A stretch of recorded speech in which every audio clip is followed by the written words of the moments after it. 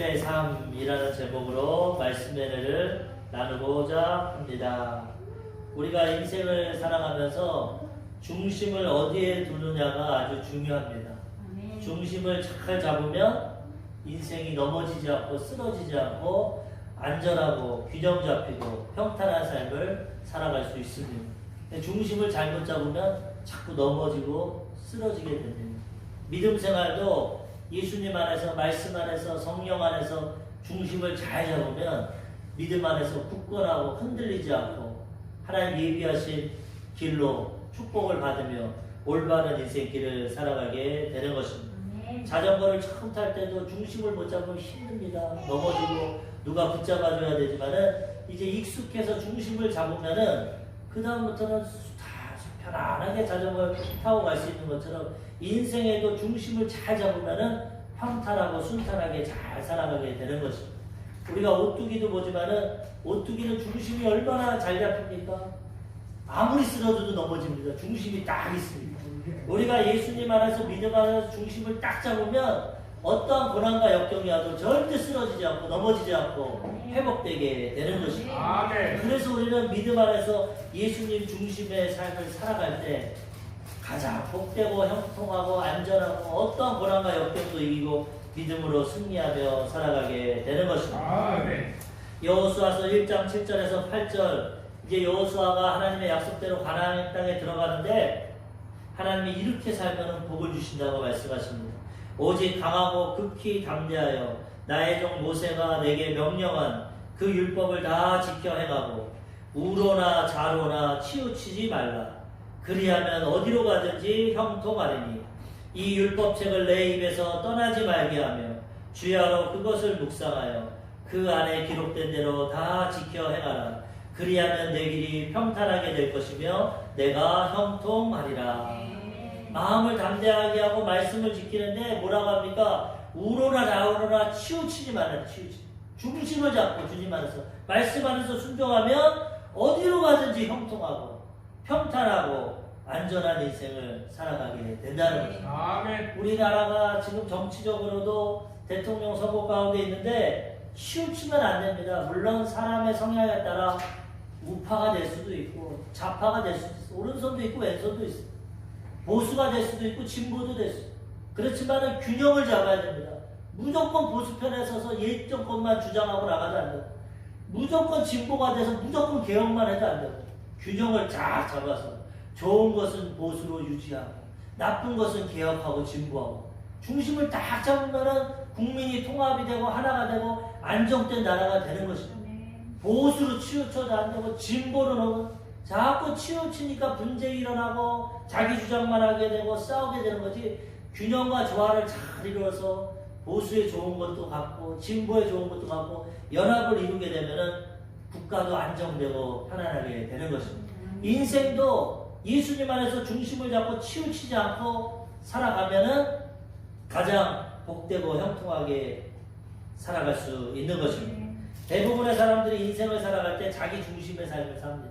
아담과 하나 이후로 자기가 하나님 돼서 영적으로 죽고 하나님 알지 못하고 내 중심, 내 생각, 내 경험, 내 방법, 내 노력, 내 결단, 내 지식, 내 중심으로 살아갑니다. 그런데 그런 인생은 불완전합니다. 왜? 우리 자체가 불완전하게.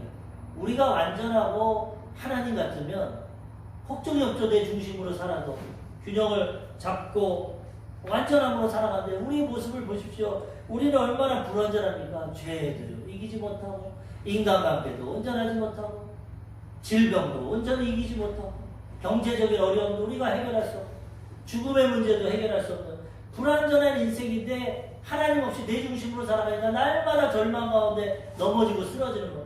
죄의 문제가 뭐 유혹해서 넘어지는 게 인간관계 잘못해서 고부간의 갈등이 생기고 부부간의 갈등이 생기고 자녀과 부모간 직장 동료 모든 친구 뭐 이웃간의 관계가 그냥 불완전하니까 넘어지게 돼요. 내 중심으로 가니까 갑자기 다가오는 질병도 두려움이 임하고 치료받지 못하게 되는 거고 내 중심으로 살아가니까 아침에 일찍 일어나서 늦게 누우며 수고의 떡을 먹어도 경제적으로 헐떡이고 항상 부족하고 모자라고 어려운 가운데 살아가고 그 다음에 죽음의 공포 가운데, 두려움 가운데, 절망 가운데 살아가는 것이고, 그런 인생을 살아가다가 마지막에는 우리의 죄 가운데 심판당하고 넘어지게 된다는 것입니다.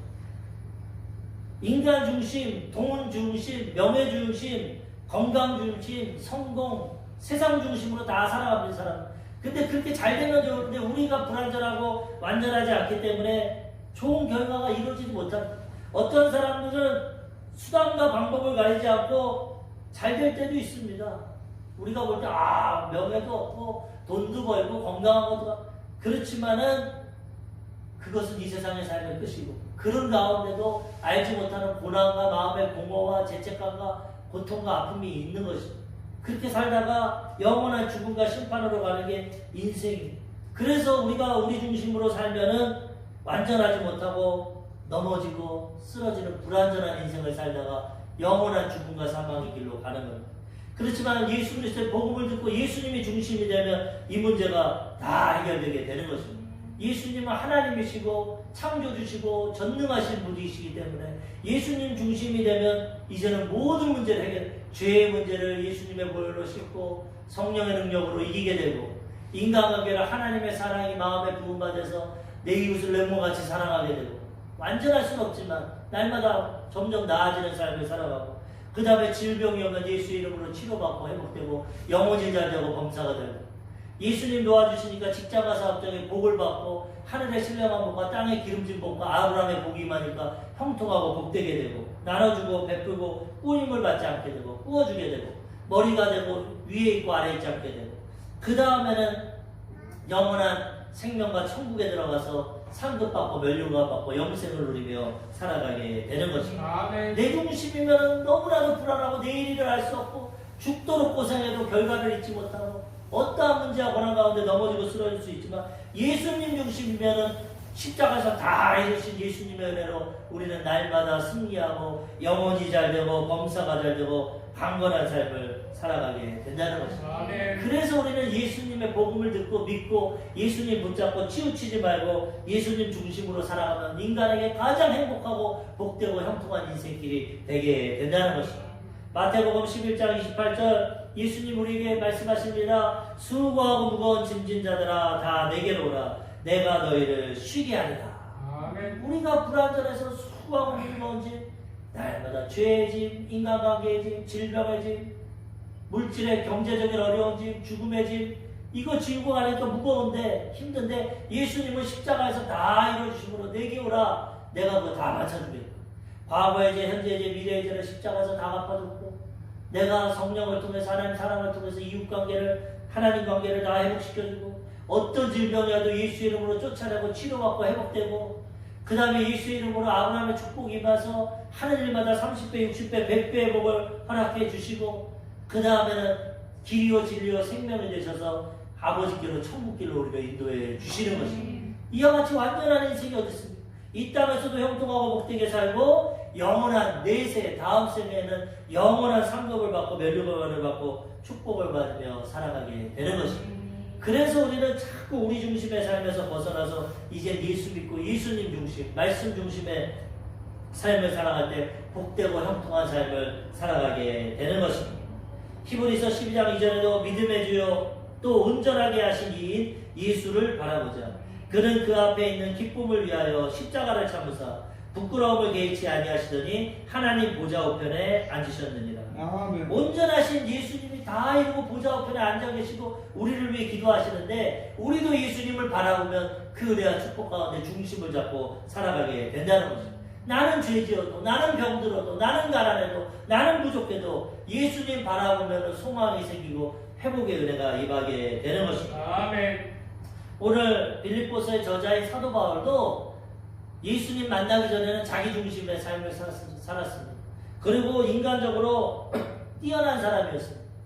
좋은 집안에서 태어나서 태어날 때부터 로마 시민권을 가지고 태어났고, 그 당시 가장 유명하고 능력 있는 가말리엘이라는 랍비에게 공부를 배우고, 율법에 정통하고 베냐민 집하고 율법에 흠이 없고, 다른 사람들 같은 유대인과 비교할 때 부족함이 없는 사람, 학벌도 좋고 배경도 좋고 로마 시민권도 있고 부유하기도 하고 또 젊은 나이에 바리새파의 인정을 받아서 대제사장이 공문서도 써주고 얼마나 유능하고 능력 있고 자기 중심의 삶을 살았는지 모릅니다.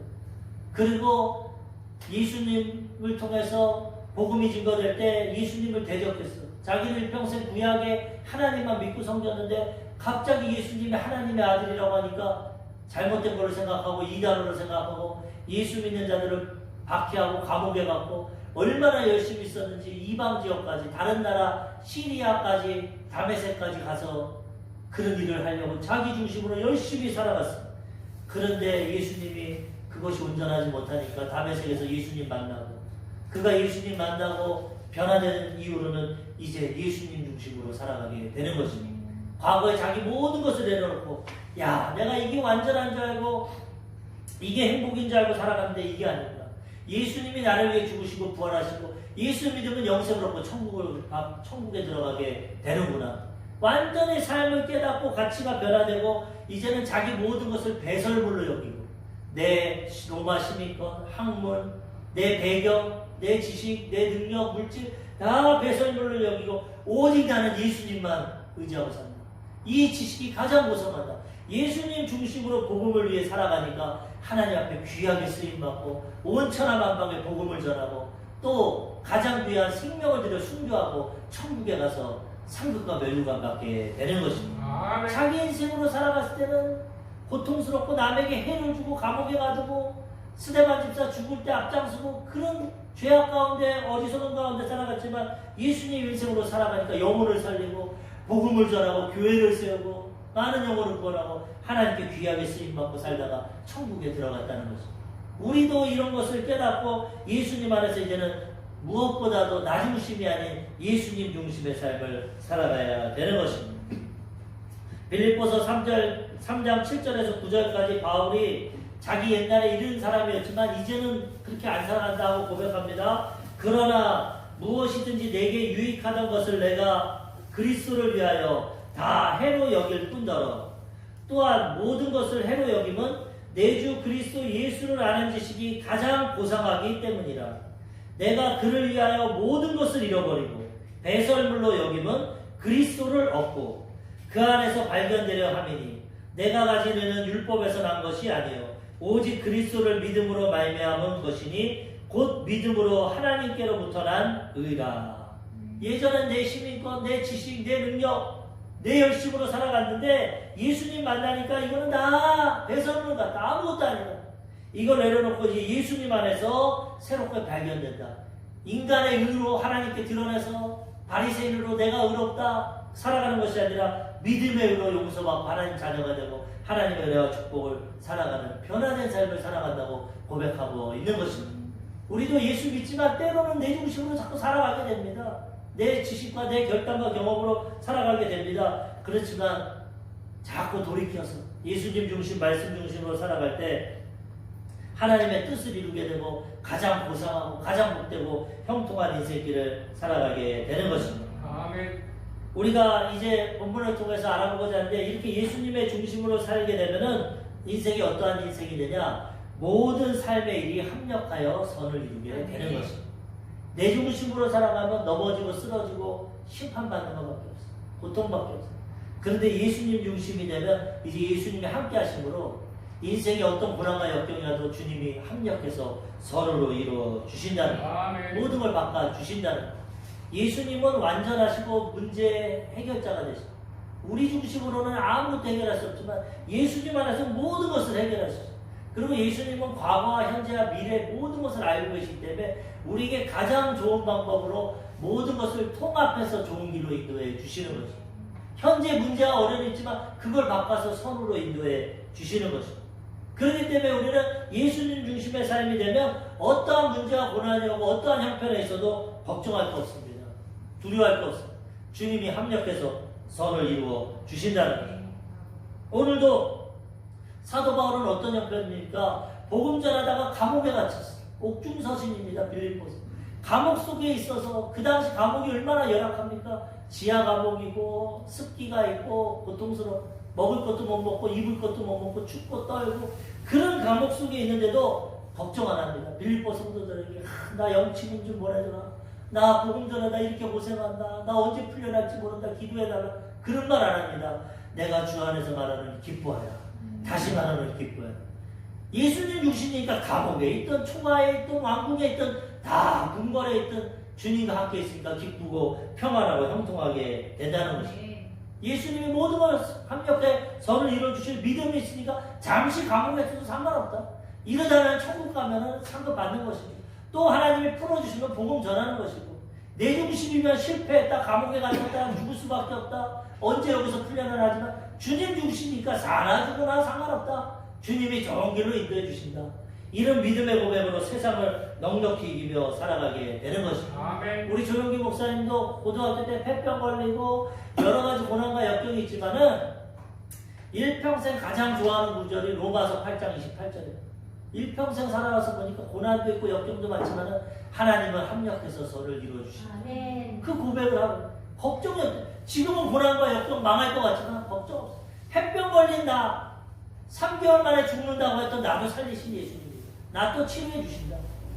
아무것도 고등학교 중퇴하고 학력도 없고 아무것도 없지만 하나님이 신학도 보내주시고 주의 종으로 세워주셨다. 가마솥대기 깔고 성도도 5명밖에 없고 먹을 것도 없어서 날마다 금식을 하고 먹지도 못했는데 주님이 모든 것 채워주시고 서대문으로 인도해 주시고 여의도로 인도해 주시고 모든 것 다 채워주시고 영혼이 잘 되고 법사가 잘 되고 강건에 다 체험하니까 이제는 아무런 두려움도 없고 어떤 문제와 어려움이 와도 하나님은 합력해서 서로 이루어주신다. 믿음으로 살아가요.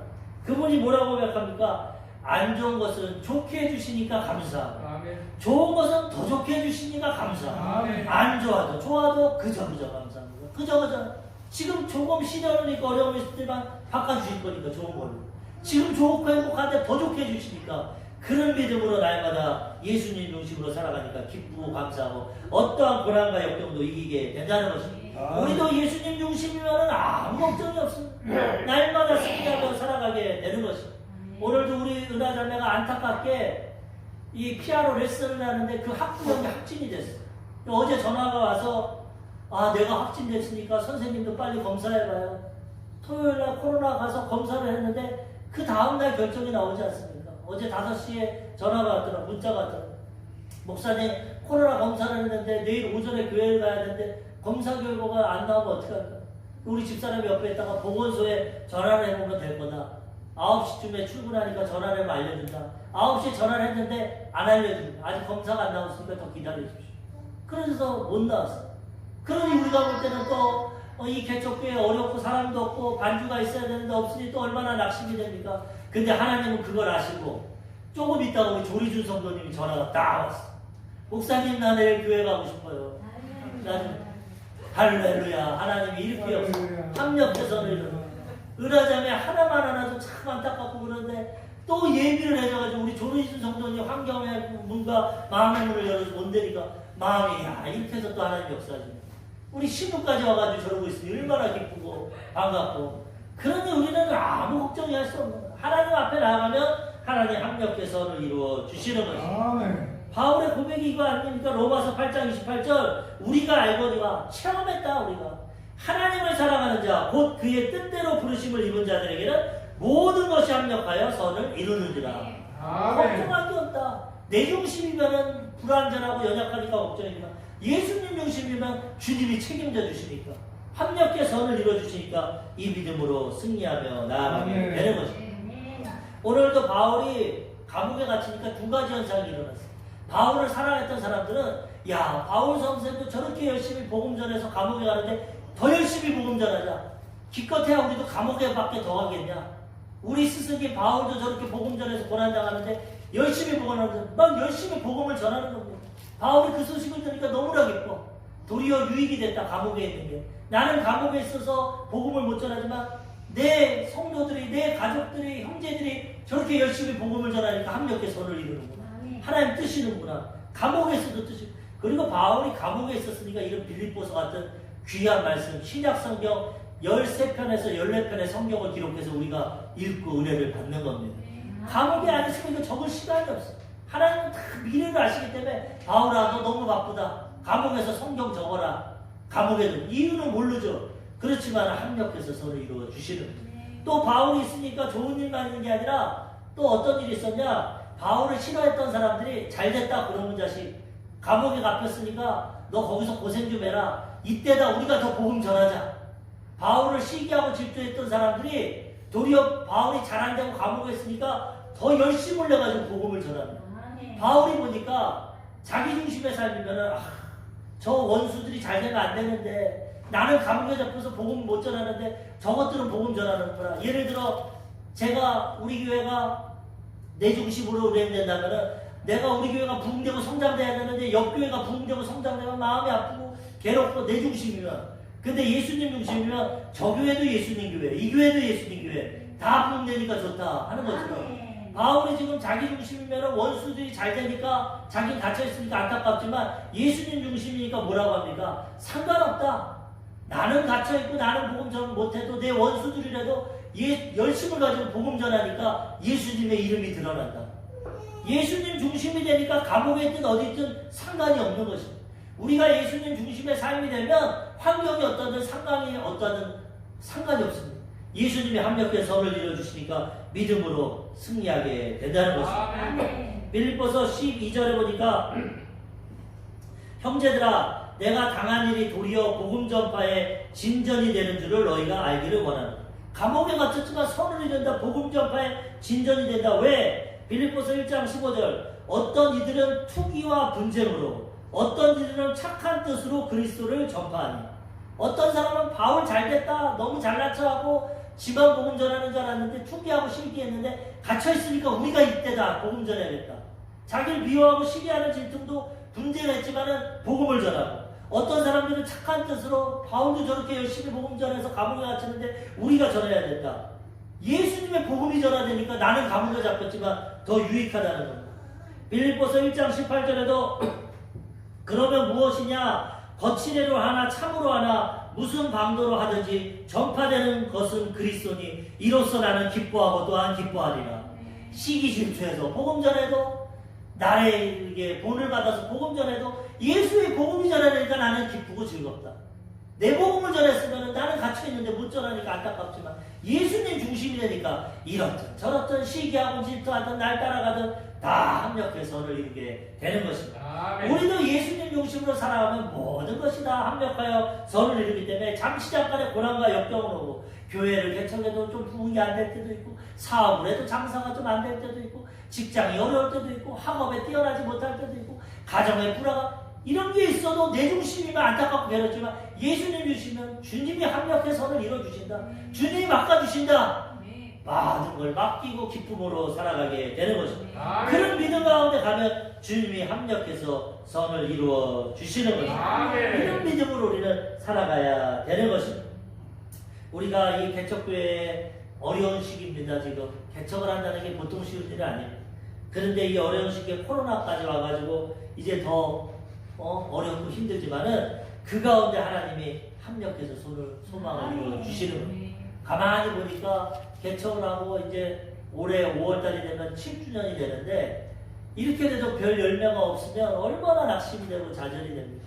그런데 가만히 보니까 하나님이 코로나를 보내주셔가지고 이것도 뭐 완전히 좋다고만 해석을 하면 안 되지만 우리 믿음이 있으니까 코로나 때문에 다 교회가 부흥이 안 되고 멈춰 있으니까 그나마 또 위로가 되더라가. 코로나니까 이래도 되는구나.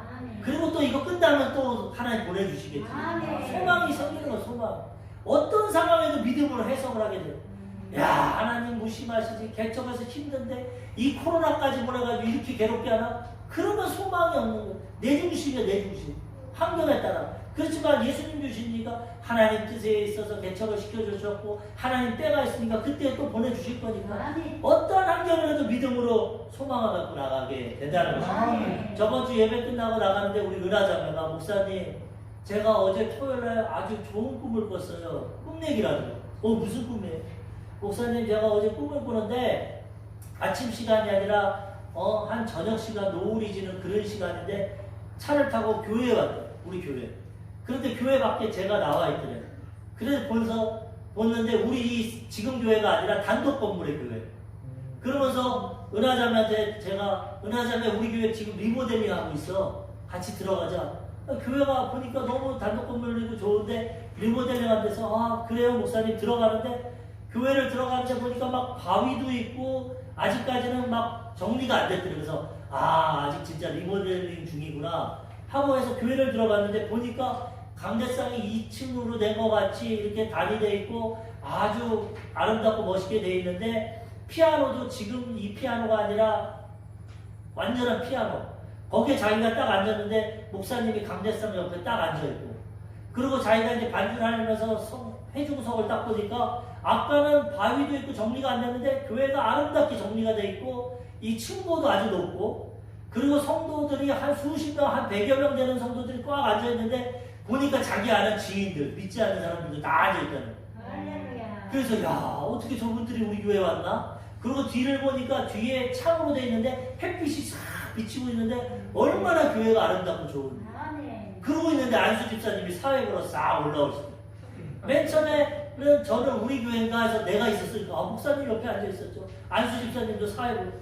그 하나님의 미래를 보여주시더라고요. 지금은 어렵고 힘들지만 앞으로 이런 아름다운 좋은 교회 줄 거다. 소망을 가질 거다. 하나님 이렇게 꿈을 주시고 미래를 주시고 합력해서 선을 이루어 주신다는 거예요. 우리 조영기 목사님도 서대문에서 성도가 가득 차서 어디로 가야 될지 고민하고 있는데 한 권사님이 와서 꿈 얘기를 해주시고 목사님 우리 교회 망했습니다. 왜요?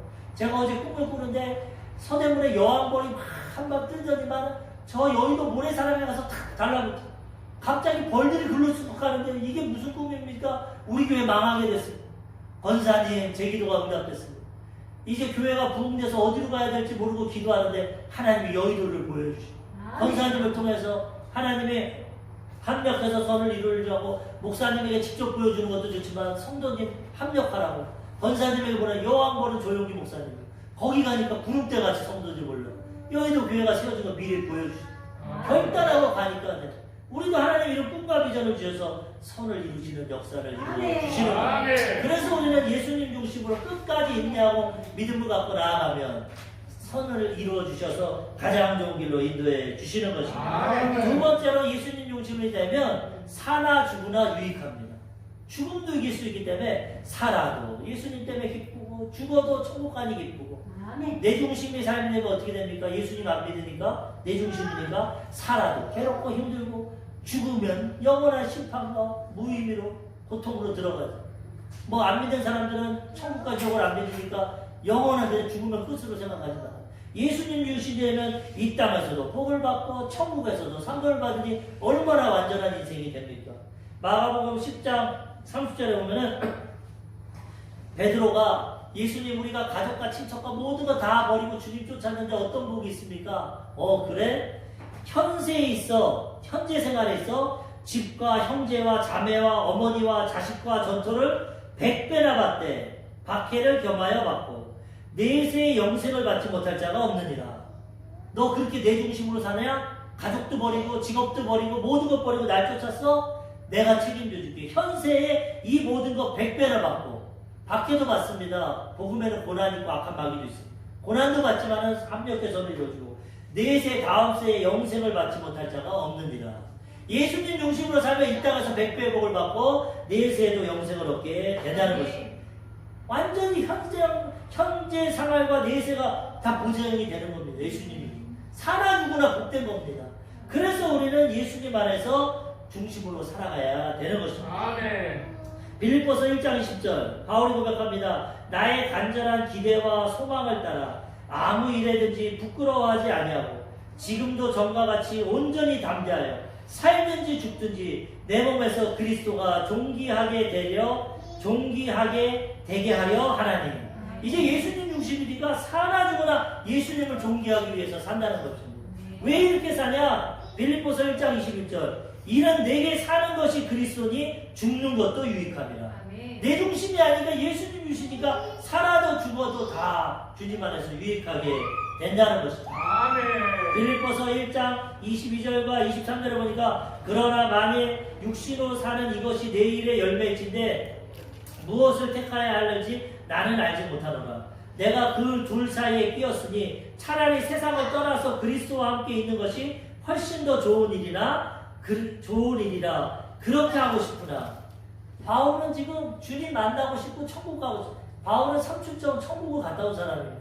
너무나 좋은 천국 가고 싶지만 육신으로 사는 게 내 일이 아직 사명이 있기 때문에 열매를 맺어야 되기 때문에 둘 사이에 끼어 있어서 천국 가고 싶지만 사명이 있어서 이 땅에 있는다. 이 땅에 있는 게 너에게 유익이 된다.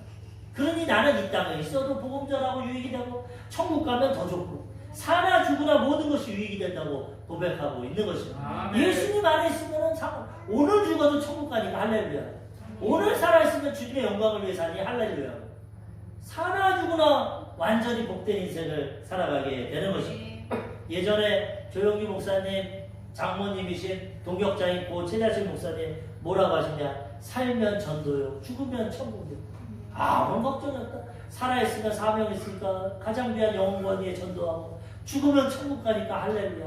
아무런 것. 이분이 40세에는 사업했습니다. 사업하다가 쫄딱 망해가지고 빚을 짓고 절망 가운데 삼각산에 가서 자살하려고 약을 먹으려고 이제 바람이 불어서 약분다리가 나가. 나는 죽지도 못합니까? 하는데 거기서 어렸을 때 믿었던 하나님을 생각하고 절망 가운데서 예수님 만난 거예요. 그래서 이제는 예수님을 위해 살아야겠다. 내 인생을 위해서 사업도 해보았지만 결과는 실패하고 죽는 것밖에 없고 삼각산에서 천막 치고 부흥성회 하는데 거기 가가지고 은혜를 받았어. 이제 주님의 은혜를 받아요. 그래서 거기서 내려와서 순복음 신학교에 들어가게 되고 조영기 목사님 만나게 되고 천막 치고 했지만 합력해서 전을 이루고 주님 중심으로 살아가니까 세계 최대 교회를 세우고 하나님께 쓰임받다가 저는 온 천하만방 복음 전하다가 큰아들님 집에 가서 성회 다 하고 사고하고 가족들이랑 얘기하고 나 머리가 아프다 자러 간다 그러고 죽으니까 천국 갔어. 그의 고백처럼 살면 전도하다가 죽기 전날까지 설교하다가 죽으면 천국 가게 되는 것이 사나 죽으나 유익한 겁니다. 우리도 맞습니다. 각자 주신 직업, 달란트, 가정, 사명, 교회를 섬기다가 살면 전도하고 주님의 영광을 위해 살다가 죽으면 천국길로 우리는 가게 되는 것입니다. 가장 복되고 형통하는 것, 두려울 것이 없습니다. 사나 죽으나 복되고 형통하게 되는 것입니다. 우리 고 장상남 권사님 이런 인생을 살았어요. 예전에 제가 예정교회를 섬길 때 한번 영등포에 우리 부모님 댁에 이모님이 오셔가지고 거기서 만남을 갖고 제가 의정부까지 차를 타고 모셔드리는데 이모님이 그런 얘기를 하더라고요. 제가 예정교회에서 나는 하나님 앞에 사명을 3개를 받았어요. 하나님이 기도 가운데 교회 3개를 개척하라고. 호주에 가서 하나 개척했고 그 다음에 앞으로 2개를 개척해야 되는데 어쩌면 너랑 할지도 몰라. 기도해봐. 하나님이 3개를. 그래서 저는 그때는 큰 교회 부목사로 있었으니까 그래요 이모님. 나중에 하나님 뜻이면 우리 같이 교회 개척해요. 그런 믿음을 갖고 고백을 했는데 어느 순간 하나님의 뜻이 되니까 이 의정부 도봉성교회 도봉수목교회 섬기시다가 청학비전교회 거기 개척해서 3년 동안 씨앗을 뿌리고 섬기시다가 또 하나님 뜻 가운데 파주에 또 잠깐 가셨다가 우리와 함께 양주에서 개척해서 믿음의 씨앗을 뿌리고 그 고백대로 이 세계 교체 교회를 다 개척하죠. 그리고 사실은 이제 하나님 사명이 다 되고 이제 씨앗을 뿌리니까 하나님이 너는 이제 내 품으로 와라. 이제 쉬어라. 그리고 하루아침에 그냥 품 하나를 데리고 가셨다는 거예요. 바울이 뭐라고 합니까? 고린도 교회에 설명하면서 나는 씨앗을 심었고 고린도는 교회 개척을 했고 바울은 그 다음에 아볼로 목사가 담임 목사라서 물을 주었고 자라게 하시는 이는 예수님이에요. 우리 장건사님도 우리는 끝까지 막 부흥되고 성장되고 좋을 때까지 있을 줄 알았는데 하나님 뜻은 씨를 뿌리는 게 사명이야. 그 다음에 우리는 이제 물을 줘야 되고 나중에 예수님이 자라게 하면 열매를 맺게 돼요. 그런데 우리는 이렇게 주님 안에서 다 합력해 선을 이루고 하나님 안에서 사나 죽으나 복을 받게 되고 지금 천국에서 우리 예배를 보고 계시고 중보기도 하실 거죠. 그러니 얼마나 주님 중심에 살면 복된 인생이 됩니까? 살면 주님을 위해서 죽으면 하나님 나라에. 그러므로 우리는 이렇게 복되고 유익한 삶을 살아가게 되는 것입니다. 마지막 3번째로 예수님 중심의 살게 되면 이제 이웃에게 유익을 주게 되는 것입니다. 이웃에게. 바울이 왜 지금 죽지 않냐? 아직 사명이 있어. 아직 교회 더 개척하고 복음 전해야 돼. 하나님이 바울을 통해 많은 영혼을 구원하시기 원했기 때문에 바울을 아직 살려주신다. 그러므로 바울이 뭐라고 하냐? 내가 지금 주님과 함께 있고 천국 가고 싶으나 내가 있는 게 너에게 유익이다. 아직 너에게 믿음이 약하니까 믿음을 성장시켜주고 교회를 세워야 되고 아직 할 일이 있기 때문에 하나님 날 여기다 놔두셨다. 너에게 유익이다. 이렇게 고백하고 우리들도 지금 이 땅에 살아있는 것은 하나님을 위해서 이웃을 위해서 하나님 사랑하고 이웃을 사랑하기 위해서 하나님 세워주신 것입니다. 우리가 내 중심이라면 나를 위해 삽니다. 내 성공을 위해서 내 축복을 위해서 나를 위해 내 가족 자녀를 위해. 근데 이제는 예수님 중심이 되면 이웃을 사랑합니다. 이웃을 위해 살아갑니다. 희생하고 봉사하고 헌신합니다. 그러니까 이웃에게도 유익이 되고 그것이 상급이 돼서 나에게도 유익이 되는 거예요. 주님 중심으로 살면 이웃에게 나에게 유익이 되게 되는 것입니다. 빌립보서 1장 24절에서 26절에 보면 바울이 마지막으로 고백하는 것이 내가 육신으로 있는 것이 너희를 위하여 더 유익하리라. 내가 살 것과 너희 믿음의 진보와 기쁨을 위하여 너희 무리와 함께 거할 이것을 확실히 아노니 내가 다시 너희와 같이 있으므로 그리스도 예수 안에서 너희 자랑이 나로 말미암아 풍성하게 하려 함이라. 지금 감옥에 있지만 하나님이 아직까지 사명이 있기 때문에 다시 내가 감옥에 나가서 살고 믿음의 진보를 통해서 너에게 기쁨을 주고 나를 통해서 기적과 표적이 나타남으로 너희에게 자랑이 되고 풍성한 하나님의 열매를 얻게 된다는 것입니다. 우리를 통해 하나님은 역사하신다는 우리가 살아있고 주님 중심을 위해 살면 하나님의 뜻과 계획을 이루고 하나님께 영광 돌리며 살아가게 되는 것입니다. 그래서 사나 죽으나 유익이 되고 우리가 주님 중심으로 살면 이웃에게 유익이 되고 좋은 일을 하고 선한 일을 하고 살아가게 된다는 것입니다. 엘리야가 산에서 불을 내리고 하나님의 기적을 체험하고 역사를 체험했는데 너무나 지쳐서 로뎀나무 밑에서 하나님께 하나님 죽여주세요. 이제 나 힘들어서 못하겠어. 죽여주세요. 근데 하나님 뭐라 그러냐? 너 아직 사명이 있어. 죽을 수 없어. 너 사명 끝나면 내가 데려갈 거야. 엘리야는 나중에 죽음을 보지 않고 데려갔어. 불말과 불병거하고 회립바람으로 하나님 앞에 내려. 오직 성경 인물 중에 에녹과 엘리야는 죽음을 보지 않고 하는. 그렇게 데려갈 거지만 사명이 있으면 아직 안 된다고. 사명. 엘리야는 자기 사명이 끝나는 줄 알았어. 죽여주십시오. 더 이상 목회 못하겠습니다. 하나님이 말씀하십니다. 열왕기상 19장 15절과 16절에 보면은 여호와께서 그에게 이르되 너는 내 길을 돌이켜 광야를 통하여 다메섹에 가서 이르거든 하사엘에게 기름을 부어 아람의 왕이 되게 하고 너는 또 님시의 아들 예후에게 기름을 부어 이스라엘의 왕이 되게 하고 또 아벨 무홀라 사밧의 아들 엘리사에게 기름을 부어 너를 대신하여 선지자가 되게 하라. 너 죽으면 안 돼. 아직 사명이 있어. 아람 왕도 기름 부어 세워야 되고 이스라엘 왕도 기름 부어 세워야 되고 네 후계자 엘리사도 세워야 돼. 아직 죽으면 안 돼. 근데 엘리사를 세우니까 주님이 불러가시는 거예요. 우리 장본사님도 이렇게 우리 뜻에는 더 있으면 좋겠지만 하나님 뜻에는 세워놨으니까 이제는 주님이 세울 거니까 불러가는 거예요. 내 사명 끝나면 더 살고 싶어도 데려가는 거예요. 예수님이 33년 십자가 사명 다 이루니까 젊은 나이에도 천국 가는 겁니다. 우리도 지금 살아있는 건 아직 사명이 있는 거예요. 하나님을 위해 이웃을 위해 살아가야 되는 거죠. 예수님 중심으로 살아가면 주님의 뜻을 이루다가 주님 부르시면 천국 가게 되는 거죠. 오늘 말씀을 통해서 예수님 중심의 삶에 대해서 완전한 삶입니다. 이 땅에서도 형통하고 복되고 천국에서도 상급받는 삶입니다. 내 중심의 삶을 내려놓고 마귀는 자꾸 유익합니다. 뭘 예수님을 위해 살아? 교회를 위해 살아? 너 성공을 위해, 너 축복을 위해 살아? 아니야. 그런 삶은 절망적인 삶이야. 불안정해. 예수님 중심의 삶이면 치우치지도 않고 하나님의 은혜와 축복을 누리다가 천국 가서 상급받게 돼. 완전한 인생을 우리는 살아가게 되는 것입니다. 우리 성도님들이 오늘 말씀같이 예수님 중심의 삶에 대해서 이 땅에서도 하나님께 주시는 복을 받고 형통하고 치우치지 말고 쓰임 받으시다가 천국에 가서도 상급받고 멸류관을 받고 가장 복된 영원한 생명을 누리는 복된 인생을 살아가시기를 주님의 이름으로 축원합니다.